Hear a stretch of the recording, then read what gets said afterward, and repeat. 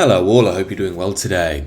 I originally started this video with the intention to look at the other options we have to try and offset the effects of mass immigration, and I had an inkling lots of our options wouldn't really stack up to the challenge on closer inspection, but I realised you only really have to just scratch beneath the surface to see that we really are pretty screwed and we need much stronger action.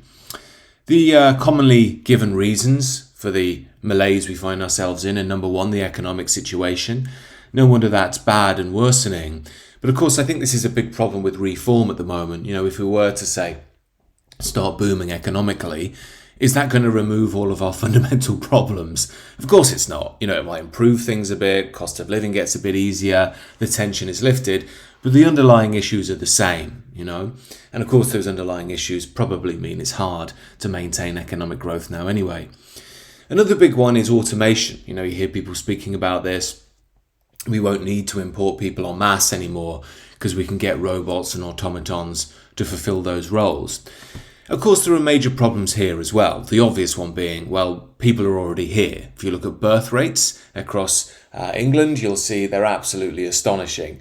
I think London is now only 20% white British birth rates. So whatever happens, this demographic replacement is going to happen either way, even if you have automation or not. Secondly, and this is the real issue, which we often ignore, if we're still thinking that automation is going to fix things, we're still thinking through this modernist frame, i.e. all we need is just to maintain our present life and everything's going to be okay.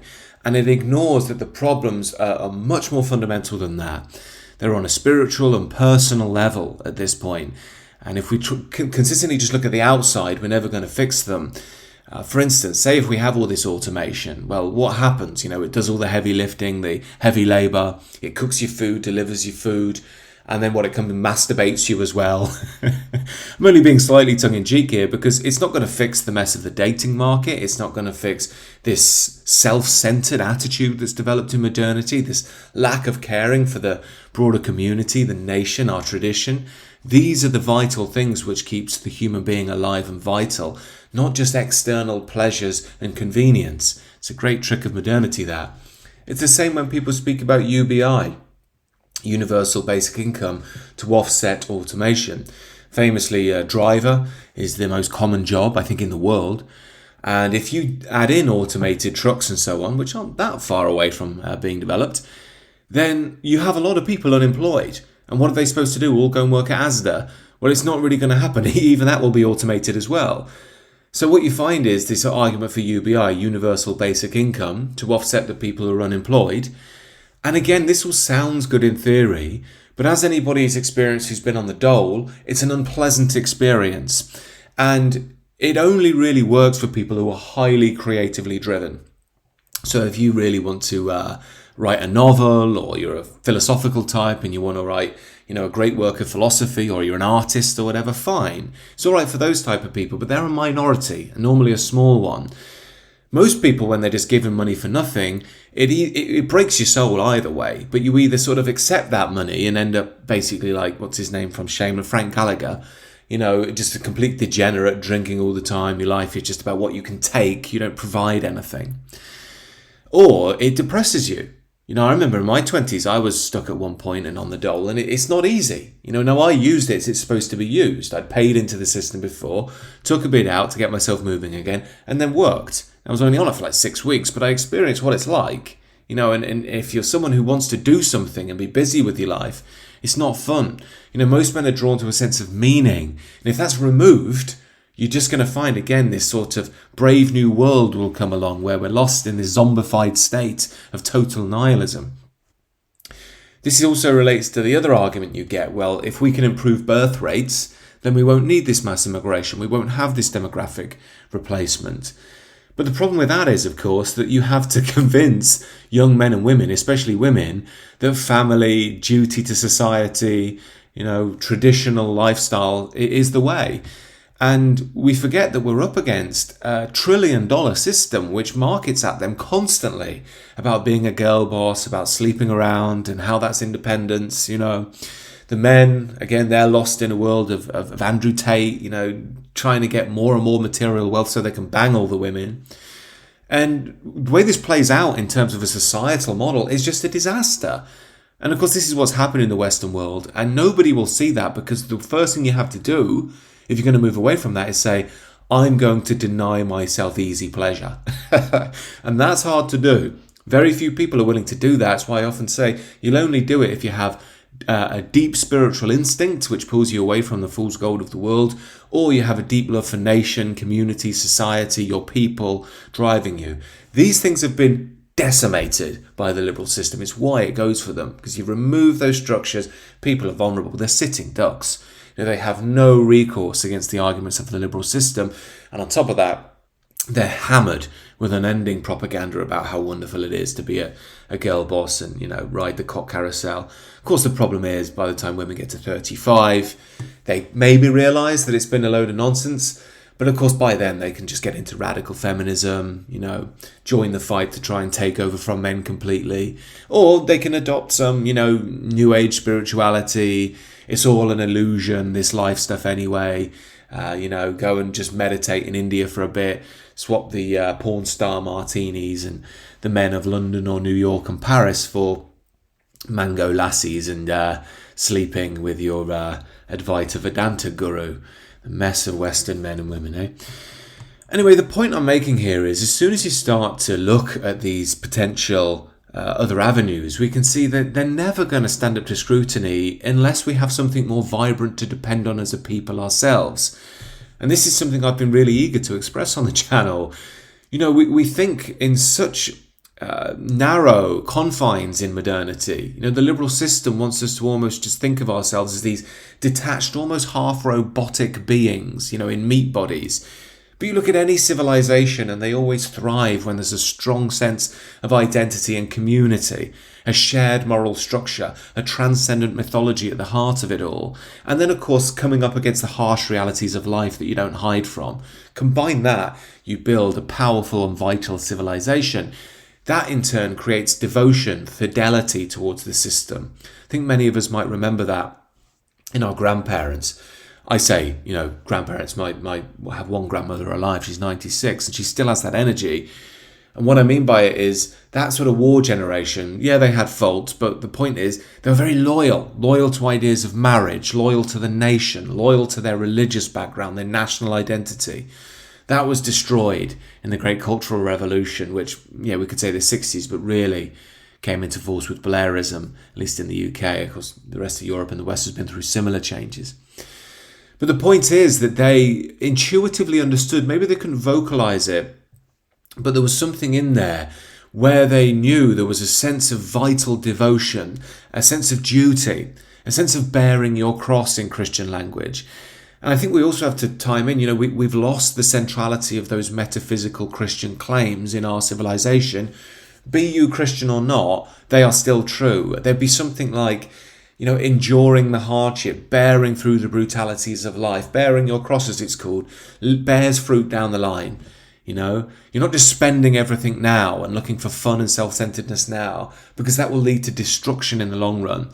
Of course, that's where we're lost at in the moment, trapped in fool's gold. We've moved away from that metaphysical truth and we're in big trouble because of it. And this is what I mean about, these modernist ideologies. They're all lost from the soul. And this is why people are yearning something deeper, but all they get is more ideology. And this is why I'm even somewhat curious and skeptical about this news recently that young folks are returning to the church. There's been lots of sort of pro-Christian accounts saying, the Zoomers are based, the Zoomers are trad. I think it's overblown. We have to remember the majority of them are still completely trapped in modernity. The other thing we have to remember is a lot of immigrants are in the country now. There's a lot of immigrants coming of age, and they tend to hold to their traditions more. So there's lots of Nigerians here who go to Christian churches and so on. So we have to counterbalance it with the realities of the demographics. Also, the Jordan Peterson effect. Lots of young men started watching him. They want to check out church. Well, that's great, but are they really tapping into something? Or is it just a different political argument they're going there for? And that leads to the major issue with this supposed turn that Zoomers are having. What are they going to find when they go to a church? I go to all sorts of trad churches. I've been to Orthodox services regularly, Catholic, trad cath ones. I very rarely see lots of young men. I see one or two, but I don't see this supposed influx we're apparently getting. And even actually I go to, when I'm in London, Westminster Cathedral. It's a Catholic cathedral, absolutely beautiful if you ever get the chance to go. It's just down the road from Victoria train station, just a 5-minute walk if that. It's an incredible church. The top of it's all black. They were meant to paint it, but they never did. But it kind of has this wonderful firmament effect of the mystery above, and then these beautiful sort of Byzantine style outside and inside. But the point I'm making is I go there quite often when I'm in London just to, enjoy the service. But you very rarely see, again, young men there. You see a few young families, see a lot of Polish people, again, people from all around the world. But as I say, I'm not witnessing this supposed massive influx myself. And I think many of them, this is the real issue, might be going to Anglican churches. Now, I like to poke fun at the Anglican church. It's gone gay and lesbian and woke and radical. And it is true to an extent, but that is, to be fair, it's still a minority. It's a large minority, but it is a minority. The mainstream of Anglicanism really is the kind of liberal Democrat interpretation, which is, of course, total suicide for the Western world. It's soft, it's apologetic, it's frightened of being shouted at by, well, not just the radical leftist Christians, but even just the blue-haired radicals in society. They do anything to placate them. They think right-wing people are pure evil. And even the Anglicans that are right-wing still in the church are sort of shooed away increasingly, to the sidelines. But anyway, the point is that, to my mind, we're sort of trying to reawaken a bit of a dead tradition there. I'm not saying the light that's at the heart of Christianity is dead. I don't think that can die. I'm saying our expression of it is old, and it's not really working for the demands of the age. And I think this is best expressed by this argument around cultural Christianity. You get this a lot these days. You'll see it in the sort of right-wing channels, the CivNat channels, all this sort of stuff. The modern Tory party talk about it. But I think there's a massive problem here that we don't see, in that, cultural Christianity is not going to cut it. And I get why people are being drawn to it. I really do. It seems to be a defensive, national and political instinct, especially in the face of a strong, unified Islam. Islam, of course, has high birth rates. And on their side as well, they've got the naive, utopian Western liberals who think it's, sort of morally virtuous to vocally support Islam and go on a crusade in order, really, it's to try and prove their inherent anti-racism. It's really about them. It's not really about Islam. But of course, in reality, all it shows is the sort of total spiritual destruction and nihilism of young, naive liberal Westerners. But the broader issue with this cultural Christianity is it's ultimately just more modernism. We're just shifting our idea to another idea. And that's not breaking through of liberal modernity. That's the problem. It's not really even what Christianity is pointing towards. It's not really a tradition. It's just the ideology of political Christianity against other competing ideologies. And even if it wins, you still won't win the bigger battle because you're still trapped in ideology, which is modernity, really. So we have to understand, if we're really serious about reawakening Western tradition, what the central claim of Christianity, like many religions and traditions, is. And that's not that I'm just an idea amongst other ideas. There is a very strong tradition of philosophy and political ideology and so on within the Christian tradition, of course. So ideas can be in the tradition, but the tradition isn't an idea itself. Now, this is very difficult for the modern mind to grasp, but I want to say it again very loud for the people at the back. Tradition is not an idea. And immediately the mind will say, no, that's not true, because the mind, especially the modern mind, sees everything as in the realm of itself. It can't really compute anything outside of it. And that's not really what tradition talks to. It's an element of it. As I say, there's a philosophical tradition within the West, but also you find this in many traditions. Some are stronger outside of the mind, like the Eastern traditions famously, may even try and almost transcend the mind to an extent. But the idea in the West is, in the Christian model, the mind is valid, philosophical argument is valid, disagreements are valid on political levels. But that in and of itself is not the tradition. It's part of it, but it's not it. What it talks to as above that is more the sacred dimension. And you could even argue through a traditionalist lens, and I would as well, that we have to factor in there are ethnic dimensions to the Christian tradition as expressed in a given region, nation, continent, and so on. Obviously, European Christianity is different to African Christianity. This is because these dimensions are richer than simple ideology. Now, it goes without saying, this is why, once you understand this, multiculturalism is just damned to fail. It was never going to work.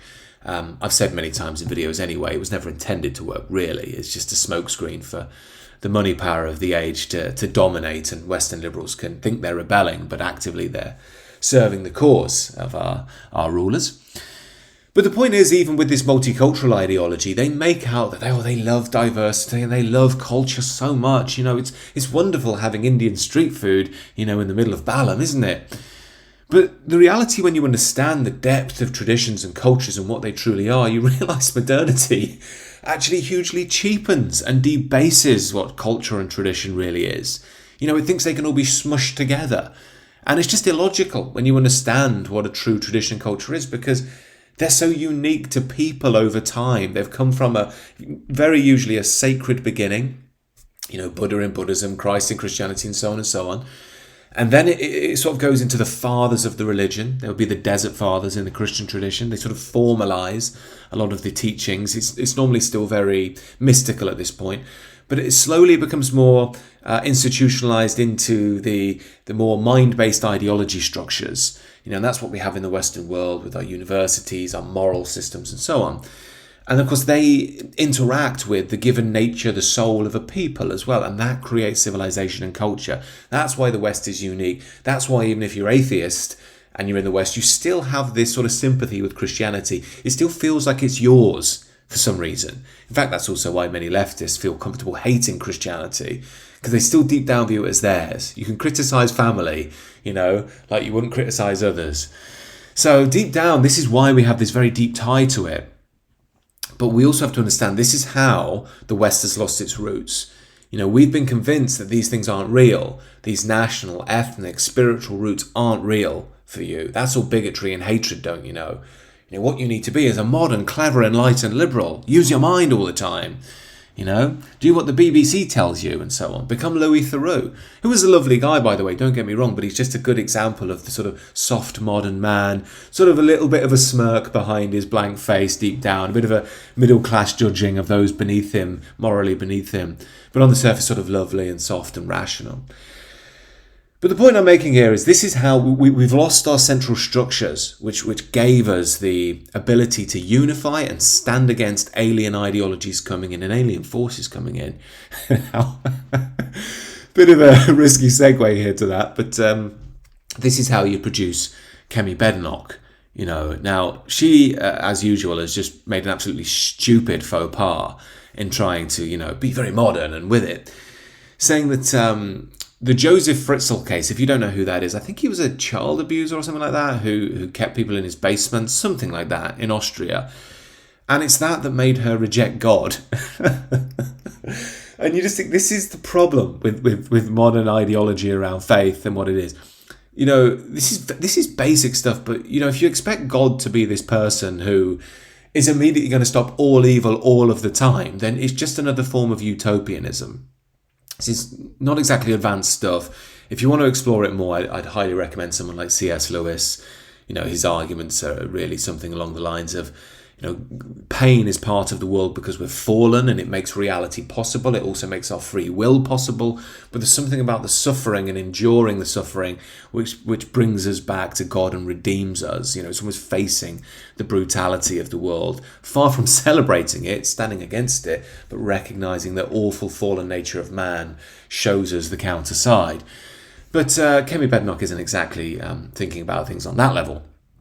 She states, I rejected God, not Christianity, so I would still define myself as a cultural Christian. She then goes on to speak about a load of nonsense about how we should celebrate Easter, but of course she's contradicting herself. This idea of rejecting God but not Christianity is a complete absurdity. It's a paradox. It's like saying, well, I love Manchester United, I love the magic of the club, the history, the legends, the myths, what it does for the city, what it means on the global brand stage. But, I don't like football and it shouldn't be played. Well, okay. It just doesn't compute. It's totally irrational. And again, this is the point that I'm getting to with this cultural Christianity. You're taking the vital ingredient out. And again, be careful here. I'm not saying you have to believe in a man with a beard on a cloud. That's kind of getting lost in modernity again, and lots of the new atheist arguments, which aren't really addressing the points. The point is that it's something like there's a transcendent dimension which gives the enchantment to the tradition. It's something more like that, and it's almost something beyond which we can understand. And I would say again that is a real dimension. I know it's not for everyone, but if you remove it from the civilization, you're in big trouble. And it's been removed to such an extent that liberalism has come in and taken over even the Anglican Church. That's how deep it's got. So again, this also leads to another question about cultural Christianity, and in my eyes, why it's flawed. Kemi is trying to make this argument for cultural Christianity, but what culture does she mean? What cultural Christianity? She's a Nigerian. So what's she grown up with? What, Catholicism, Anglicanism? And even they're different in the African expression than they are back in Rome or back home here in England. So she doesn't even understand that these expressions are going to be different. And if we decide to have this cultural Christianity, well, which one? Because everyone's going to argue and there's no central authority to say who's right. So it's the back door back into modernity. Just more arguing online, more infinite, endless complication, where everybody's so stuck in their own position and thinks they're completely correct and they won't back down for anything. So all you're doing is just making more of a mess. Again, this central thing about, if you just treat things as ideas only that have no authority over other things, this is why nothing can unify. It's why at the moment the right can't unify, religiously or even the secular right. You see this all the time, people saying, Christianity is what ruined the West. No, Christianity will complete the West. No, it's our form of Christianity that will do it. And on it goes. And you think, look, none of this is really being brought together. And everything just starts being a race at the bottom and who can be more based, And the issue is with that, you're never going to get to the soul. Traditions work when you have the call beyond the mind that rises up the universal collective soul.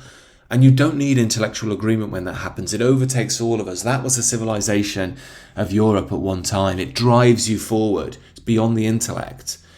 But of course, we're trapped in arguing all the time because there's lots of ego and pride involved as well. But this is the central point I'm trying to make in this video is, if we're really to heal, we have to understand who we are, especially who we were. And the authenticity, the power of European tradition and history came from that blend of the Christian theological claims entwined, if you like, with Greek thought and infused with the European spirit. That's why our art, our architecture, our morality is unique. That morality being really rooted in the battle of good and evil, which is ongoing, and we as humans can get pulled either way, but we need to maintain the light of the tradition to stay on the right side. It also gives us that hope of redemption, no matter how deep the sin. It's a beautiful aspect of Christian culture, that. And I often see when you have the claims counter to Christianity, they never provide anything that deep. And that's a real risk. If you don't give people an out when they've screwed up their life, it's going to get messy. It's going to get bad. And you'll find some of the best Christians are those who broke apart, ended up in jail, screwed up their life, and they realised the sin of their own ways and they found redemption. It's a really powerful thing when you see someone who's truly been through that journey. And as I say, if we move away from that spiritually transcendent foundation, we lose our hope beyond the horrors and pain of this world.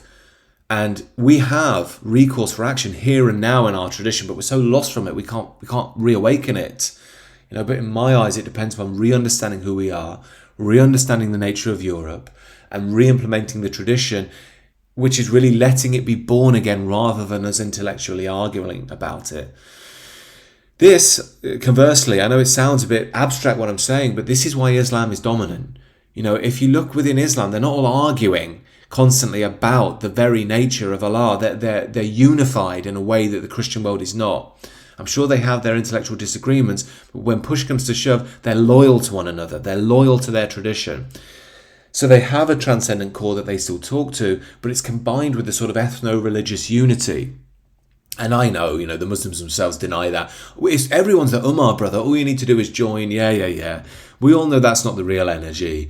The reason why Islam is so dominant at the moment is because it's maintained the ethno-religious core for the lands it came from, but also because it's counter-Western. That's why it's popular with the brothers, doing their rap, and the progressives love it too, because it is innately counter-Western.